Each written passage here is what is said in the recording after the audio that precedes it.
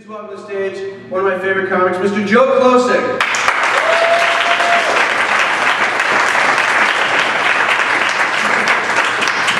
Thank you. How about Mike for putting this all together? Other round of applause for Mike.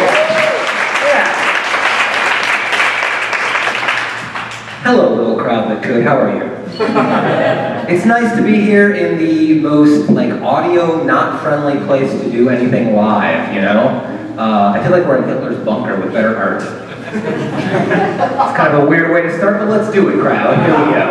I have a story for you tonight. My story is about it's about Star Wars. I grew up in the Midwest. Star Wars came out when I was in 3rd grade, and if you were not born in that era or around in that time, it's really impossible to explain to you what a cultural phenomenon Star Wars was. It was in theaters for more than a year, especially in the Midwest. That's where I'm from. That's why I look like Michael J. Fox, okay? This is what we all look like back there, all right? This is like Michael J. Fox with a Luke Skywalker haircut. That's what this is, okay? I'm letting myself go for you, crap. But that movie came out in the 3rd grade, and we had no idea what a turning point that was really going to be in pop culture. And for me, as a kid growing up, I identified with Luke Skywalker. I should tell you that right off the bat. If you remember the movie properly, Luke grew up in the desert. He grew up not knowing who his real parents were, and he lived in a hole in the ground. Okay, I grew up in Illinois, and I was adopted, and I grew up in Illinois. It's the same thing, okay? When that movie came out, everybody was talking about it, okay? That was, 3rd grade was pretty much suspended for Star Wars.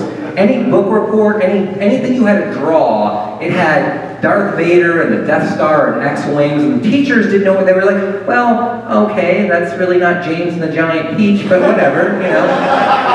It didn't matter. This was Star Wars, right? It was massive. Now, here was the thing that happened to me personally, right?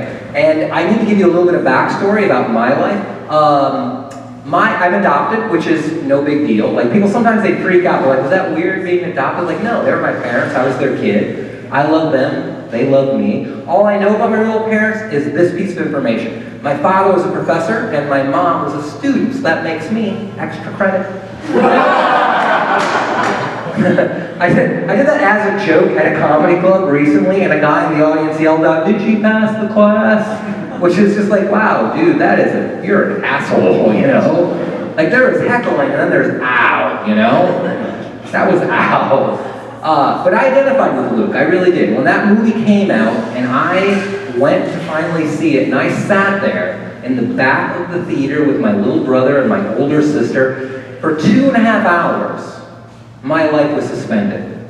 And this is going to sound a little bit ridiculous, but I say this with all of the therapy behind me.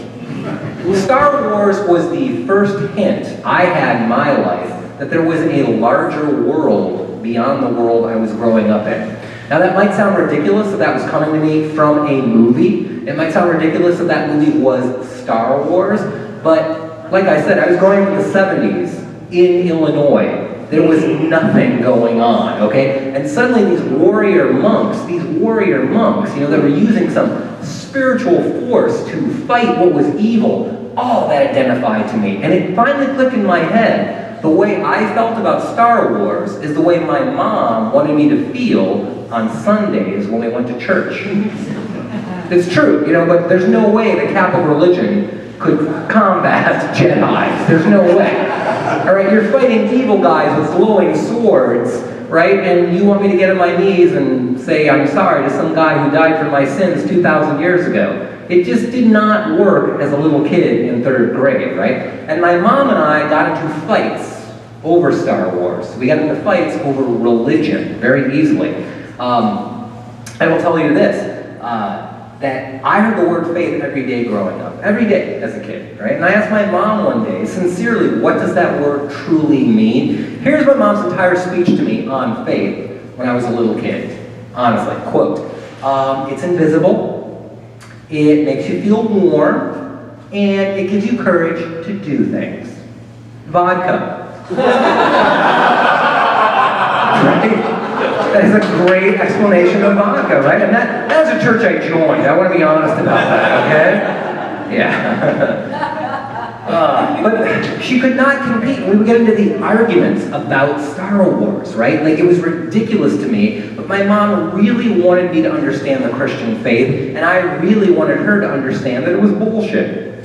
So, here's what my parents finally did. They went to see Star Wars with me.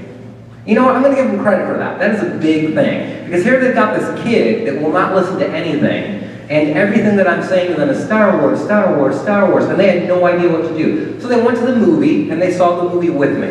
And at the end of the movie, I'm just like, so Mom, what did you think? And I'm excited, you know, I'm in 3rd grade, I'm just like, oh my God, my parents are seeing this thing that's like a religious experience to me. What do you really think of this, Mom? And my mom was just like, yeah. That bugged the shit out of me, okay? You can't watch Star Wars and go, yeah, come on, this is Star Wars, warrior monks, spirituality, the Force. And let's be honest, okay? This was before George Lucas ruined Star Wars, okay? This is before the prequels, or what I like to refer to as the raping of my childhood, okay? That might be harsh language, but you've seen him. Come on. The Force was something that was amazing, man, and he turned it basically into something that was in your blood. In your blood. We could have made Darth Vader a better guy with a transfusion. Do you understand what I'm saying? Like, he said that the Force was something that lived in your blood. It was midichlorian. Bullshit. No, it's warrior monks and philosophy. You ruined it, George Lucas. But anyway, I'm getting ahead of the story. So my mom sees the movie. My father couldn't care less, right? But now here's what happened. My mom and I began this low-level war of beliefs, right? And my mom was very savvy. She wanted me to believe in the Christian religion. So what she did was what I did when we talked about the Christian religion. She looked for all the flaws in Star Wars. Right? Just like I look for all the flaws in the Christian religion, right? And here's what happened. One night we're talking about Star Wars, and we're talking about faith, and we're talking about belief, and we're talking about the idea that anybody could be a hero. Anybody could be a hero if the cause was just and it touched them on a personal level. Now, maybe you remember this, maybe you don't remember this. I'm going to tell you the end of Star Wars. Spoiler alert. Okay? Luke succeeds in blowing up the Death Star, which is really just a symbol of the technocratic way that everything is going in the world, right? But there's a moment right before he blows it up, right? He's in the trench, all the other people that have been with him in their X-Wings, right? Fighting the evil empire, trying to blow up this huge technical instrument of death and doom. They're all gone. It's just down to Luke, right? And he's zeroing in. He's just about to touch the button that's going to fire his final missile into the Death Star, and suddenly there's this great peal of music, right? This dun, dun, dun, dun, dun, dun, and we hear Obi-Wan Kenobi speak to Luke directly. And all he says is, let go. Reach out with the Force. And what does Luke do? He taps his helmet like there's a problem with a transmitter in his head. Like there's somebody down at ground control fucking with him. That's what he's doing. You know, like they're like, well, we're about to be blown up. Let's fuck with the one guy trying to help us. How about that? I do a really good Obi-Wan Kenobi. Check this out. Luke, let go. What the hell? What's going on? My mom saw that, and she seized on it that Luke, in that moment, did not have faith. He didn't have faith. He thought there was somebody messing around with him on his helmet. And my mom says this to me, and as a kid I'm like, yeah, but... She got me, you know? And here's the thing, and I'll give my mom credit for this. She saw that she got me, right? I was a 9-year-old boy growing up in Illinois. What else did I have but Star Wars and warrior monks? Because honestly, going to Mass on Sundays was boring as shit. And how anybody goes to Mass every Sunday and goes, oh, I believe this, is beyond me. But whatever, that's a one-man show. We do not have time for it tonight. I am talking about Star Wars, okay? My mom and I argued a lot. And as I got older, And as my mom and I grew apart, I would run away from home sometimes, and always in the back of my head, I would think about Star Wars. I would. Maybe that sounds corny at this day and age, but I would think about what Luke would do sometimes, you know, and how Luke would use the Force to do the right thing. And my mom and I would battle.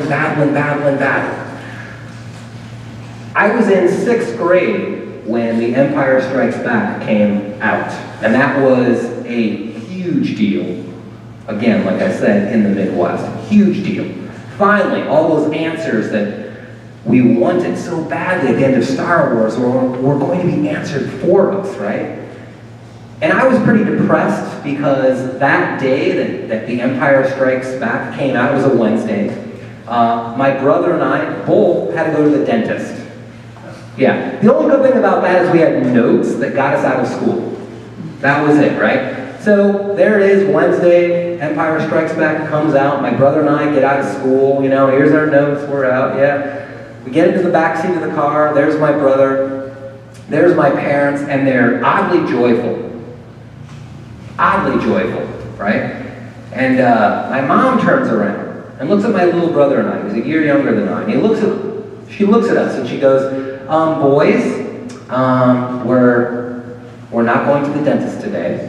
Your father and I made a little fib. I always love that little fib, right? We're going to take you to see The Empire Strikes Back. No. Yeah. My brother and I flipped out. We could not believe. Yeah, we couldn't believe that number one, we were going to see The Empire Strikes Back before anybody else. That would give it, we realized, my brother and I gave this look to each other like, we could say anything.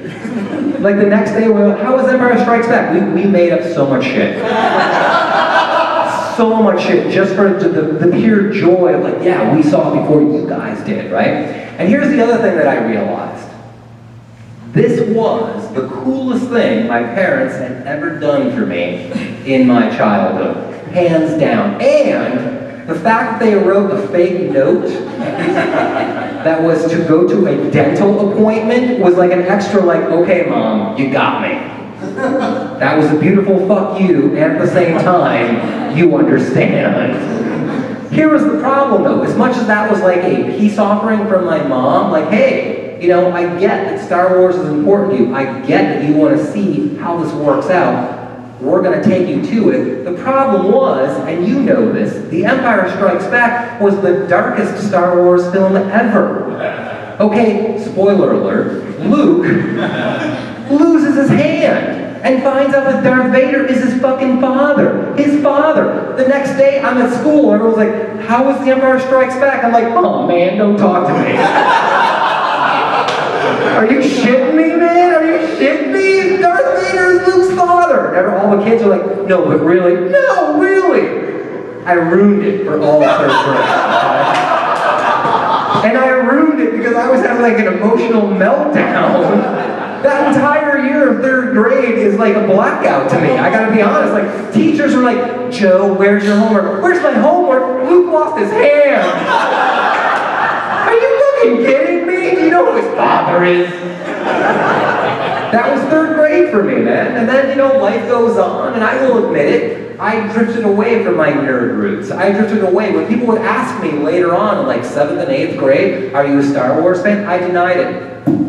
I'll be honest about that, I denied it. I denied it like Pontius Pilate.